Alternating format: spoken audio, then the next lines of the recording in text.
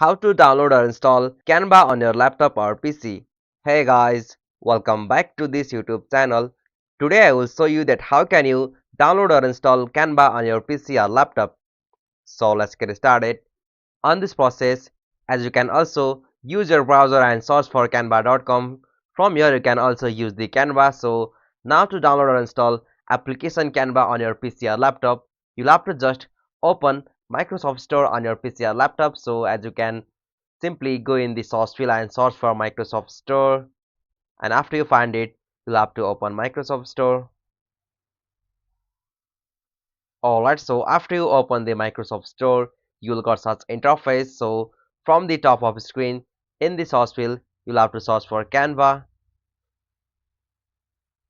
Alright, so after you search it, you can easily find the application multimedia design Canva from here. So simply click on this Canva.